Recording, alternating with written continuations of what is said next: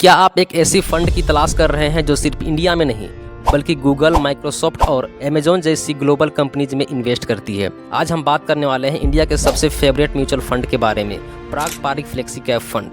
2026 में इस फंड का AUM यानी कि एसेट अंडर मैनेजमेंट 1,30,000 करोड़ को पार कर चुका है।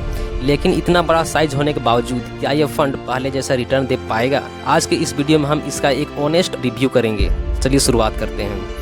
सबसे पहले समझते हैं इस फंड का फिलॉसफी। ये एक फ्लेक्सी कैप फंड है। इसका मतलब फंड मैनेजर राजीव ठक्कर को फ्रीडम होती है कि वो लार्ज कैप में इन्वेस्ट करे, मिड कैप में इन्वेस्ट करे या फिर स्मॉल कैप में इन्वेस्ट कर सके। जहां अपॉर्चुनिटी दिखे वहां इन्वेस्ट कर सकता है। पराग पारिक फ्लेक्सी कैप फंड का स्टाइल थोड़ा डिफरेंट है। ये रैंडम स्टॉक चेस नहीं करता है। ये वैल्यू इन्वेस्टिंग और पेशेंस वाले अप्रोच पर चलता है। मतलब सस्ते और स्ट्रॉन्ग बिजनेस को ढूंढ कर इन्वेस्ट करता है। इस फंड की सबसे बड़ी स्ट्रेंथ है इसकी डिसिप्लिन। ये फंड हमेशा हाइप के पीछे नहीं भागता।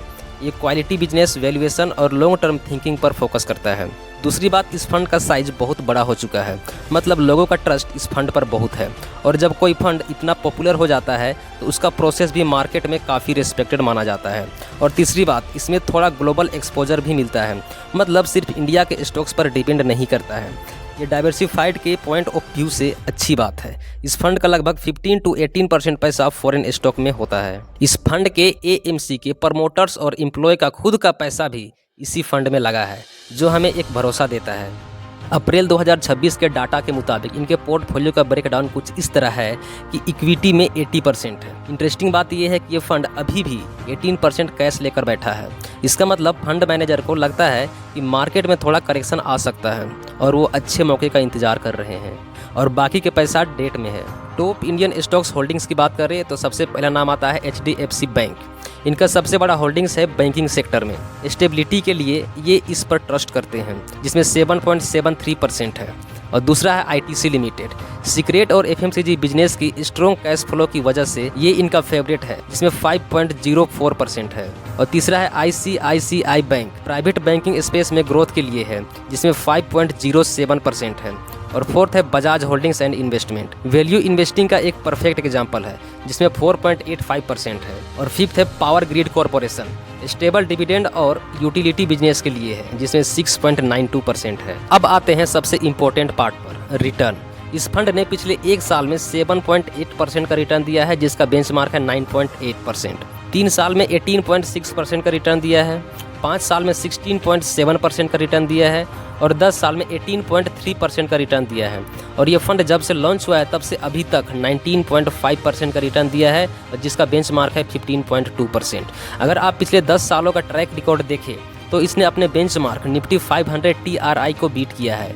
ये काफ़ी बड़ा मार्जिन होता है लॉन्ग टर्म वेल्थ क्रिएशन में। पिछले एक साल में इसने बेंचमार्क से थोड़ा कम रिटर्न दिया है।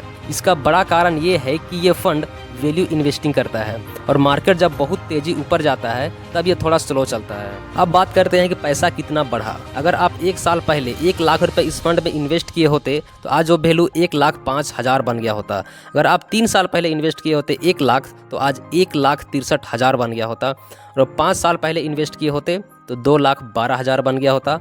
और अगर आप 10 साल पहले 1 लाख रुपए इन्वेस्ट किए होते इस फंड में तो 4,95,000 बन गया होता, यानी कि लगभग 5 लाख के आसपास हो चुका होता। इस फंड का सिंस इंसेप्शन मतलब शुरुआत से अब तक का CAGR लगभग 19% से भी ज़्यादा कर रहा है, जो इक्विटी मार्केट में बहुत ही बेहतरीन माना जाता है। अब आते हैं इसके सबसे बड़े अटेंशन पर, फॉरेन स्टॉक्स।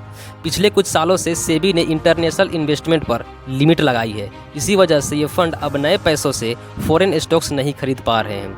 तो क्या ग्लोबल स्टॉक्स खत्म हो गया है? नहीं, इनके पास पहले से ही माइक्रोसॉफ्ट, अमेजॉन और गूगल जैसे स्टॉक्स हैं, जिनकी वैल्यू बढ़ती है तो आपका फ़ायदा होता है। इनके पास अभी भी लगभग 15% तक का इंटरनेशनल एक्सपोजर पोर्टफोलियो में है।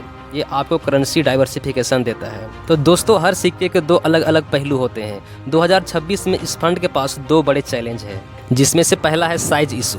जब फंड 1,30,000 करोड़ का हो चुका है तब वो स्मॉल कैप या मिड कैप कंपनीज में इन्वेस्ट नहीं कर सकती है, क्योंकि अगर वो किसी छोटी कंपनीज में 500 करोड़ डालना चाहे तो शायद वो पूरी कंपनी ही खरीद लेगा। इसलिए ये अब एक लार्ज कैप हेवी फंड बन चुका है। अगर आपको मल्टी बैगर स्मॉल कैप चाहिए तो शायद ये फंड अब नहीं रहा। और दूसरा है एग्जिट लोड। इसमें 2 साल का एग्जिट लोड है। अगर आप 1 साल से पहले पैसा निकालते हैं तो आपको 2% एग्जिट लोड देना होगा, और अगर आप 2 साल के बाद पैसा निकालते हैं तो आपको 1% एग्जिट लोड देना होगा। ये इसलिए है ताकि शॉर्ट टर्म लोग फंड का डिसिप्लिन खराब ना करें। अब सिर्फ रिटर्न देखना काफ़ी नहीं है, ये नंबर्स बताते हैं कि फंड कितना सेफ है। इस फंड का स्टैंडर्ड डेविएशन 12.5% है। ये बताता है कि फंड का रिटर्न कितना ऊपर नीचे होता है। इस फंड का स्टैंडर्ड डेविएशन अक्सर कैटेगरी एवरेज से कम ही होता है, मतलब ये फंड बहुत ज़्यादा झटका नहीं देता है।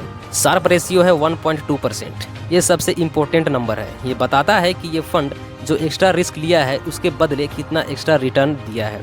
शार्प रेशियो जितना ज़्यादा उतना अच्छा होता है। 1 से ऊपर का रेशियो काफ़ी बेहतरीन माना जाता है। अल्फा है 4.5। अल्फा का मतलब है कि फंड ने अपने बेंचमार्क निफ्टी 500 TRI से कितना ज़्यादा रिटर्न जनरेट किया है। अगर अल्फा पॉजिटिव है तो इसका मतलब है कि फंड मैनेजर ने मार्केट से ज़्यादा पैसा बनाया है। अब बेटा है 0.7।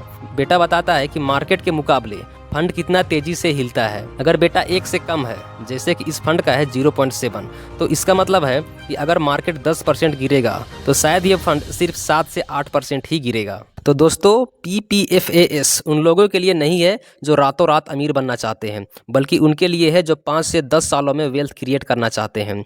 इन्वेस्टमेंट में डिसिप्लिन ही सबसे बड़ा प्रॉफिट होता है। अगर आप भी एक पेशेंस इन्वेस्टर हैं तो ये फंड आपके पोर्टफोलियो का हिस्सा हो सकता है। रिटर्न सॉलिड है, फंडामेंटल स्ट्रॉन्ग है और ट्रैक रिकॉर्ड बेहतरीन है। पराग पारिक फ्लेक्सी के फंड का रिव्यू कैसा लगा, अपनी राय कमेंट में ज़रूर बताएं। और आपने अभी तक हमारा चैनल को सब्सक्राइब नहीं किया है तो प्लीज़ सब्सक्राइब करें। मैं मिलूंगा आपसे अगली वीडियो में एक नए एनालिसिस के साथ।